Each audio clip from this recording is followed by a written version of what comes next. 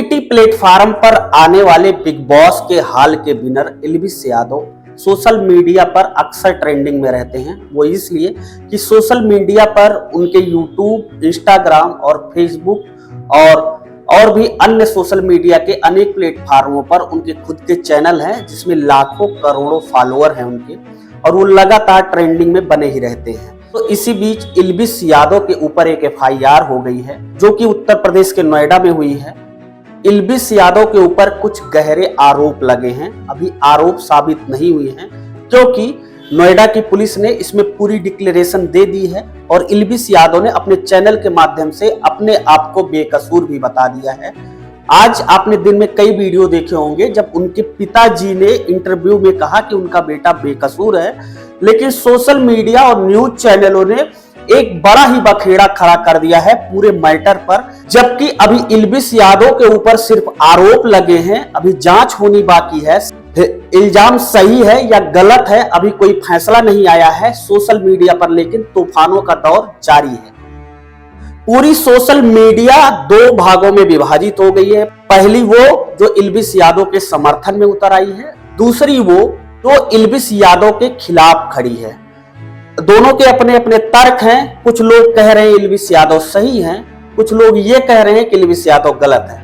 कुछ लोगों का मानना है कि पूरे मामले में कहीं ना कहीं से एल्विस यादव की संलिप्तता थी, और कुछ का मानना है फिलहाल एल्विस यादव सही है या गलत है, ये निष्कर्ष जांच के बाद जो पुलिस एजेंसियां जांच कर रही हैं, जो उनके ऊपर FIR दर्ज हुई है, उसमें जांच होने के बाद ही ये तय हो पाएगा कि आखिर एल्विस यादव का इस प्रकरण से लेना देना है या इस प्रकरण से एल्विस यादव का कोई दूर दूर तक नाता नहीं है। मेरे पास FIR की वो कॉपी है जिस OTT प्लेटफॉर्म के कार्यक्रम बिग बॉस के विनर एल्विस यादव के ऊपर जो FIR दर्ज हुई है और उस FIR में उनको आरोपी बनाया गया है, उस FIR की कॉपी मेरे पास है। मैं आपको अक्षरशः एक एक वाक्य पढ़ के बताऊंगा कि FIR किसने की है, इस FIR में क्या लिखा है और इस FIR में कितने लोगों के नाम हैं और कौन कौन सी धाराएं इस FIR में लगाई गई हैं और FIR कहां पे रजिस्टर्ड हुई है, सब कुछ जानेंगे आगे के वीडियो में। आइए बिना देरी के शुरू करते हैं वीडियो को। FIR में लिखा है, सबसे पहली लाइन लिखी है, प्रथम सूचना रिपोर्ट सेवा में श्रीमान थानाध्यक्ष महोदय, थाना सेक्टर 49 नोएडा।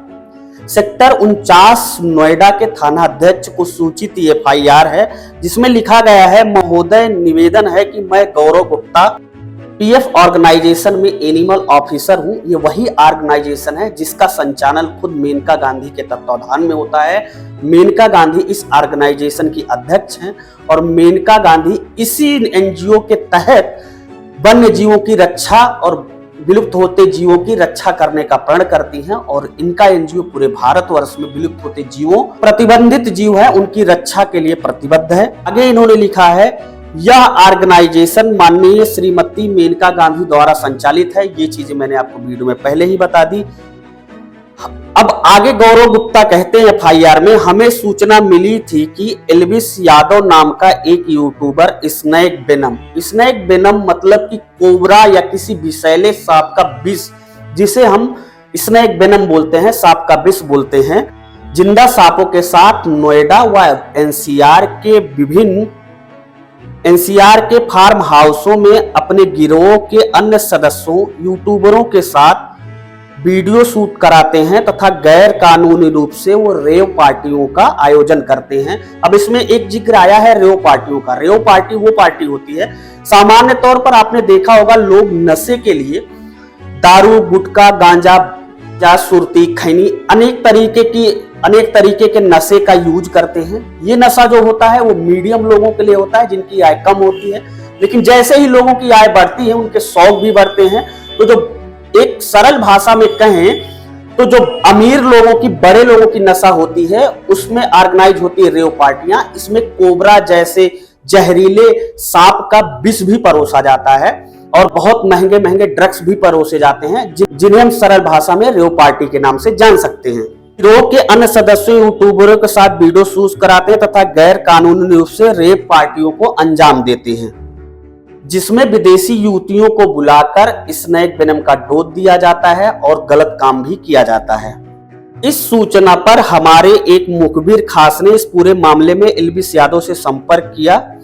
रेव पार्टी आयोजित करने के लिए एल्विस यादव से एंटी स्नैक वेनम का प्रबंध करने के लिए कहा, जिसमें एल्विस यादव ने अपने एक जानने वाले एजेंट राहुल का नाम बताया और उसका मोबाइल नंबर FIR में राहुल का नंबर भी लिखा है, लेकिन माफ कीजिएगा मैं मोबाइल नंबर नहीं बोल सकता हूं, दिया कि इस व्यक्ति से मेरा नाम लेकर आप बात कर लो, वो सारी चीजों का प्रबंध कर देगा। अब हमारे मुखबिर ने राहुल नाम व्यक्ति से, जिसका नंबर एल्विस यादव ने हमें दिया था, उससे संपर्क किया। जब हमारे मुखबिर खास ने उससे संपर्क किया तो वो पार्टी करने के लिए तैयार हो गया और वो बोला कि आप जब कहें तो हम एंटी स्नैक वेनम और सांपों के साथ आप जहां पे बोले मैं वहां पे आ जाऊंगा। इसके बाद वह व्यक्ति अपनी टीम के सदस्यों के साथ आज दिनांक 2/11/2023 को सेक्टर 51 स्थित बैंक्वेट हॉल में आने को तैयार हुआ। इसकी सूचना हमने DFO को दी। जैसे ही ये तस्कर अपनी टीम के साथ बैंक्वेट हॉल में पहुंचता है और हम लोगों ने इनसे बात की और प्रतिबंधित सांप को देखने की इच्छा जाहिर की। इन तस्करों ने उन सांप को दिखाया और इनके पास 25 ग्राम एंटी स्नैक वेनम भी मिला। अब हमें विश्वास हो गया कि हमें मिली सूचना सही थी, लिहाजा हमने इसकी सूचना सेक्टर 49 के थाने में दी। इन लोगों को गिरफ्तार किया गया। दोस्तों, जो FIR की कॉपी कहती है, उसको जिस FIR कॉपी को मैं पढ़ रहा हूं, इसमें टोटल 6 लोगों को मुजरिम बनाया गया है। सबसे पहला नाम है राहुल का, दूसरा नाम है टीटू नाथ का, तीसरा नाम है जयकरण का और अगला नाम है रविंद्रनाथ का और लास्ट में 6वां नाम जो है वो है एल्विस यादव का, जिसमें सिर्फ लिखा है एल्विस यादव यूट्यूबर।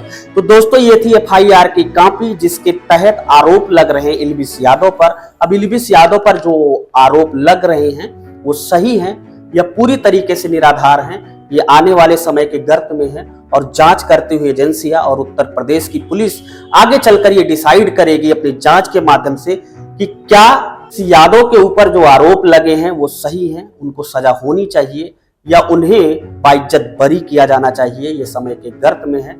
फिलहाल आपसे एक छोटा सा अनुरोध कि जब तक जांच नहीं हो रही है तो बदनाम करने का अधिकार हमें कहीं से नहीं प्राप्त होता है, क्योंकि ना हम पुलिस हैं और ना हम जांच एजेंसी हैं और ना हमने FIR दर्ज कराई है और ना हमारे सामने पूरा प्रकरण हुआ है। रही न्यूज चैनलों की बात, चैनलों को आप अच्छी तरीके से बारीकी से समझते होंगे कि न्यूज चैनल किस तरीके से TRP इकट्ठा करने के लिए किसी हद तक गुजर सकते हैं। ऐसा मैं सिर्फ एल्विस यादव के ही केस में नहीं कह रहा हूं। मैं एल्विस यादव का कोई समर्थक नहीं हूं या एल्विस यादव से मेरा कोई रिश्तेदारी, नातेदारी, मित्र या दोस्ती नहीं है कि मैं उनके समर्थन में आपसे अपील कर रहा हूं। हमारा बस एक नैतिक उत्तरदायित्व होता है कि जब तक जांच चल रही है तब तक हम किसी भी विषय पर उतना ही ज्ञान अपना दें, उतना ही इंटरेस्ट दिखाएं जितना वाजिब और लाजमी हो। फिलहाल आपका क्या कहना है? आपकी नजर में क्या लगता है कि एल्विस यादव के ऊपर जो FIR दर्ज हुई है, क्या उसमें एल्विस यादव की कहीं से संलिप्तता थी या सिर्फ एल्विस यादव को इसलिए बदनाम किया जा रहा है कि एल्विस यादव पिछले कुछ दिनों से लगातार सोशल मीडिया के विभिन्न प्लेटफार्मों पर ट्रेंडिंग में बने हुए हैं? आप अपनी राय हमें कमेंट बॉक्स में जरूर बताएं। मिलूंगा ऐसी एक नई वीडियो के साथ आपको जल्द ही। तब तक के लिए जय हिंद, वंदे मातरम।